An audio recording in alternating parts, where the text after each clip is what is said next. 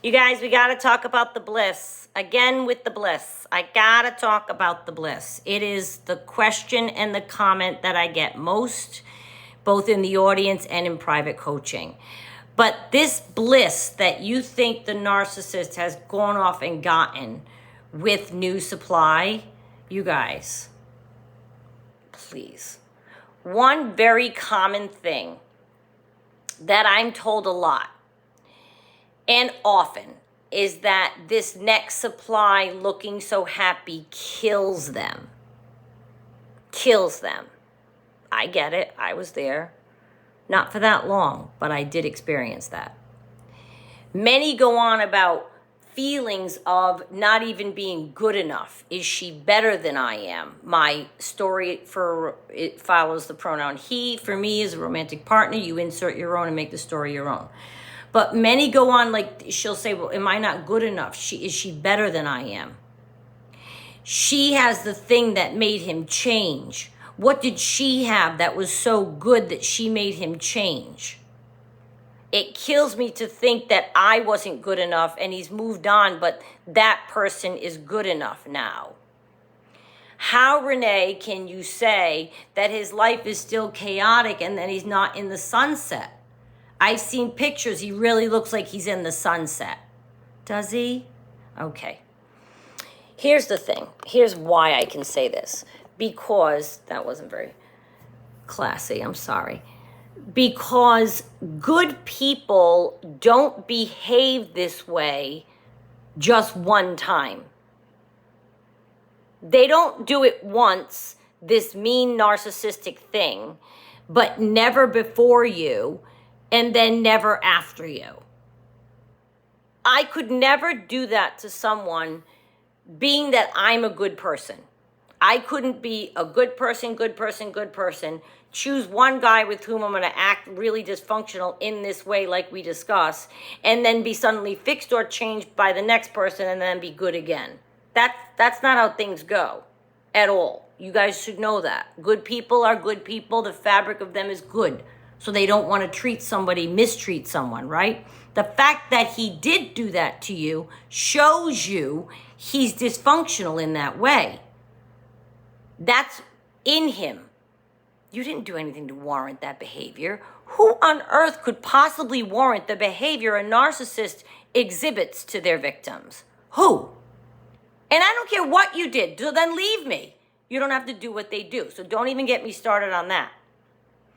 This mean narcissistic thing that they do is in the fabric of who they are, you guys. So the next person that they are with will see it. They will see it. Even if they're docile and quiet and a conformist, at some point, somewhere, this cat is going to want to get something different, variety, spice it up. Maybe the person finally asks them a question, God forbid. Put some kind of parameter, God forbid. There's going to be a fight, an argument, something at some point, and boom, the narcissist is back on track. They don't suddenly get fixed or changed by the next person and be good again, or all of a sudden. Your character, for example, is the fabric of a person. And yours is good, for example, is what I meant to say, okay? That's the fabric of you.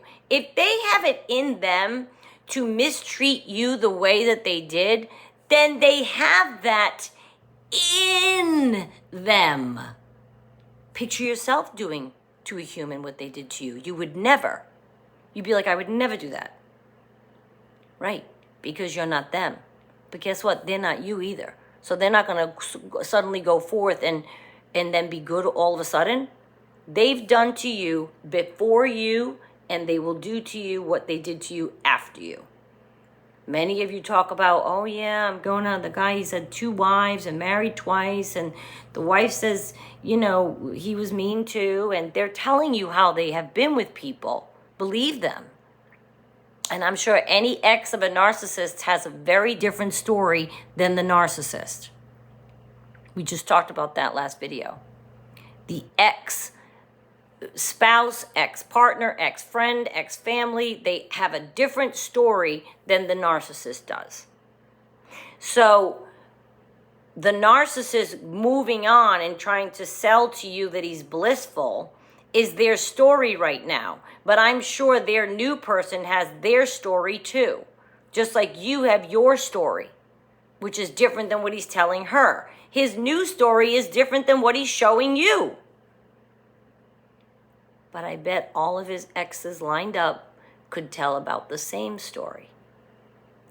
The bliss is short-lived.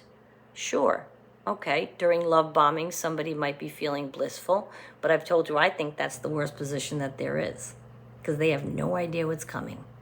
As I look back, to me, that was the worst. You might say, well, what do you mean it was the worst? You were in it. You didn't. Oh, there were red flags. I was in there simmering. I knew it was a pot about to boil. We all had red flags we ignored, because they give them off. They're not that slick. So when the rug is pulled out from under you, to me is the worst moment. So if you're thinking that she's blissful, this new supply, because she's getting all that love bombing, all that good love bombing. Good love bombing.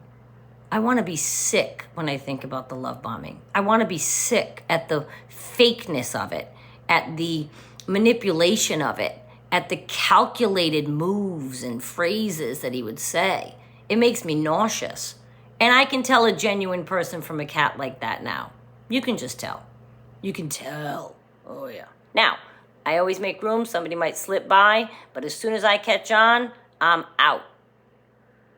You guys, they give off this blissful thing to triangulate you. They give off this blissful thing maybe to triangulate their new supply's old supply. It's a lot of people to make jealous by them showing that they're blissful. It might not even be anything to do with you. It might be something to do with the new supply's ex. And he's going to make himself look like king. And everything's fine here. We're all happy here. No, and no. Their behavior has a long line of repeating in their life, I guess is what I'm saying, okay? And it will continue to have a long line of repeating in their life.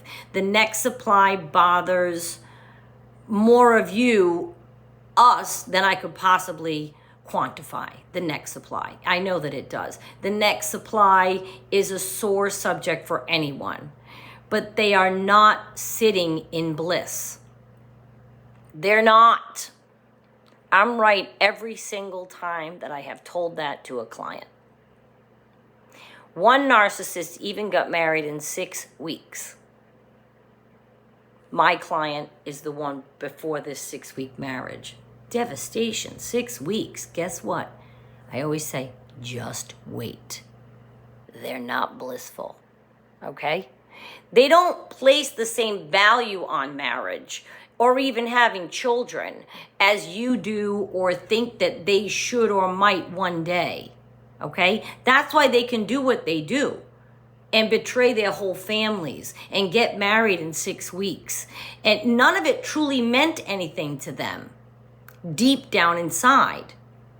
They're just kind of flailing through life trying to find their footing, and they're going to land with whoever worships them the most, whoever bought their act the most. We're not talking about non-disordered person steps out and finds their way back. That can happen, sure, with healthy people. The dysfunctional set of whom we speak can and will and does do it again and again and again, because they don't feel anything of what you're feeling. The no empathy. They don't feel the importance of their own family or friends or circle or job or loyalty. It's not the pain that they're causing you going to motivate them to behave better. There's no empathy. They don't understand the pain they're causing you. They have a point. They're right. It's their side. I'm righteous. They don't think about the pain they're causing you. They want to be right. They don't care about peace or love or anything. They don't consider their own children's feelings, their own parents' feelings, their own siblings' feelings, nothing.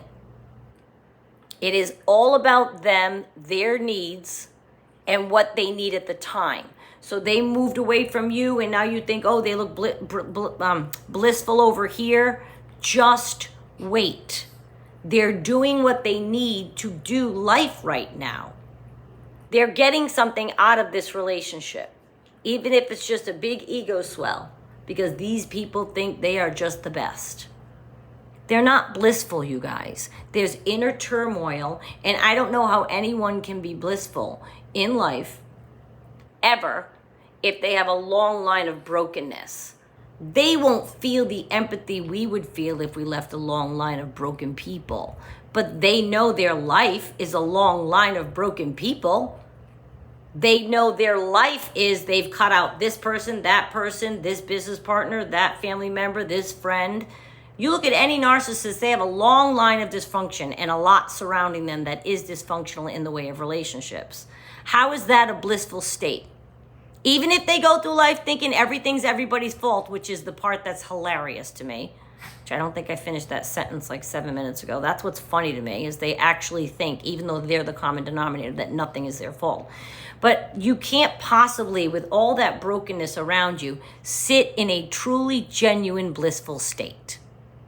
They factually know, oh, this person doesn't talk to me, this person doesn't like me, this person doesn't want me around. Well, yeah, people catch on to your ill behavior. That's not a blissful state. I want you to look at the dysfunction surrounding them.